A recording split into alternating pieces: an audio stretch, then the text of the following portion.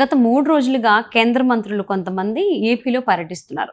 పర్యటించడమే కాకుండా బీజేపీకి సంబంధించి వాళ్ళ ప్రచారంలో కూడా పాల్గొనడం జరిగింది. సో, ఆ సమయంలో వాళ్ళకి కొన్ని తెలిసినటువంటి సంచలనమైనటువంటి నిజాలని అటు అమిత్ షాకి, అటు అలాగే ప్రధాని మోదీకి కూడా పంచుకుంటున్నారని తెలుస్తోంది.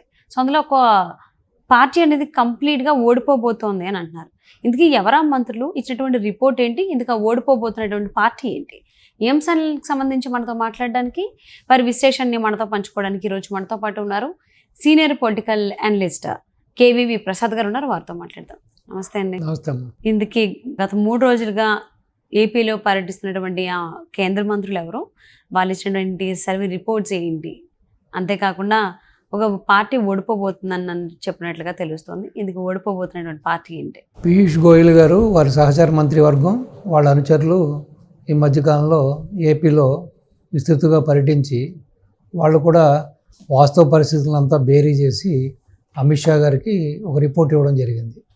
సో డెఫినెట్గా కూటమి ఏదైతే భాజపా, టీడీపీ, జనసేన కూటమి అధికారంలోకి రాబోతుంది. ఇటు ఎంపీ స్థానాలు, ఇటు ఎమ్మెల్యే స్థానాలు కూడా మెజార్టీ స్థానాలు ఈ కూటమి గెలవబోతుందని చెప్పడం జరిగింది.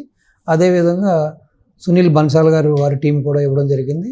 అది కాకుండా అంతకుముందు ఒక 2 వీక్స్ బ్యాక్ దేశంలోనే అత్యంత ప్రామాణికాలు కలిగిన, స్టాండర్డ్స్ కలిగిన ఒక 14 నేషనల్ ఛానల్స్ కూడా వారు కూడా 11 ఛానల్స్ కూడా ఈ ఎంటైర్ కూటమికే ఎడ్జ్ ఉన్నట్టుగా, సో ఇటు ఎమ్మెల్యేలు కానీ ఎంపీ స్థానాలు కానీ కూటమే ఏపీలో గవర్నమెంట్ ఫామ్ చేయబోతుంది. ప్లస్ ఎంపీ స్థానాలు కూడా అత్యధిక ఎంపీ స్థానాలు మినిమం 17 నుంచి మ్యాక్సిమం 23 వరకు కూటమే గెలవబోతుందని చెప్పి వాళ్ళు కూడా రిపోర్ట్ ఇవ్వడం జరిగింది. సో ఈ రిపోర్ట్ల అన్నిటిని బ్యారేజ్ చేసుకున్న తర్వాత సో డెఫినెట్గా ఇటు బీజేపీ, టీడీపీ, జనసేన కూడా చాలా ఉత్సాహంతో ముందుకెళ్తున్నారు. సో వాళ్ళలో ఆల్రెడీ ఆ జోష్ మొదలైంది.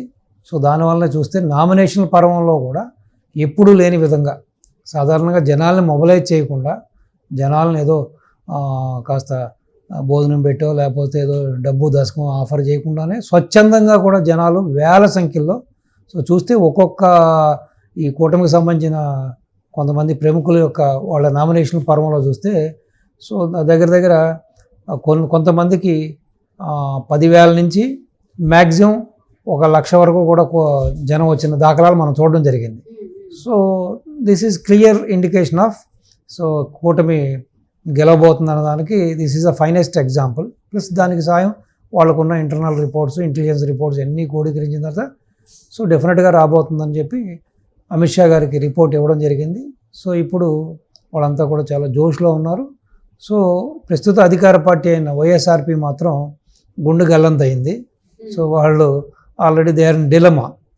సో ఈ విధమైన పరిమాణాలు, ఈ విధమైన రిపోర్ట్లతోటి పూర్తిగా డేలా పడిపోయారు. మీరు చూస్తే వాళ్ళ నామినేషన్ పర్వం, వాళ్ళ క్యాండిడేట్కి సంబంధించిన నామినేషన్ పర్వం చూస్తే మీరు ఈ మధ్యకాలంలో చూశారు. వాళ్ళకి సంబంధించిన చాలా పేలవంగా అసలు కనీసం 10 మంది 20 మంది కూడా లేకుండా వాళ్ళ నామినేషన్ పర్వం జరుగుతుంది. సో కాబట్టి సో మార్పు వచ్చిందమ్మా ఏపీలో. సో డెఫినెట్గా గవర్నమెంట్ మారబోతుంది. సో ప్రజలకు మంచి రోజులు రాబోతున్నాయి. అంటే బీజేపీ నేతలు ఇలాగా అమిత్ షా గారికి అలాగే మోదీ గారికి కొన్ని సంచలనమైన రిపోర్ట్లు పంపడం వెనక కూటమిలో భాగం కావడమే అంశం అనుకోవచ్చు, లేదా వేరే ఇతర కారణాలు ఏమైనా ఉన్నాయా? ఒకటి కూటమిలో భాగం కాబట్టి వాళ్ళకు కూడా బాధ్యత ఉంది కాబట్టి సో వాళ్ళు చేయవలసిన రిపోర్ట్స్, వాళ్ళు చేయవలసిన సర్వే వాళ్ళు చేస్తున్నారు. సో కూటమైన తర్వాత మరి ఒకరికొకరు పరస్పరం వాళ్ళు సహకరించుకోవాలి కదమ్మా. సహకరించుకుంటేనే కదా కూటమి అధికారంలోకి వచ్చేది.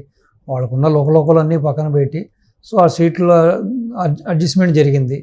ఇప్పుడు వాళ్ళు ఒకరి కోసం ఒకళ్ళు క్యాన్వాసింగ్ చేస్తూ, ఒకరి కోసం ఒకళ్ళు సర్వే చేస్తూ ఈ విధంగా వాళ్ళ కూటమి యొక్క విజయానికి ప్రతి ఒక్కళ్ళు కూడా విశేషంగా కృషి చేస్తున్నారు, కష్టపడుతున్నారు. అంటే ఈ సంచలనమైన రిపోర్ట్లు ఇచ్చారో అనే దానికి సంబంధించి కేంద్ర మంత్రులు ఏ విధంగా నమ్మశక్యంగా అంటారు? ఎలా నమ్మచ్చు?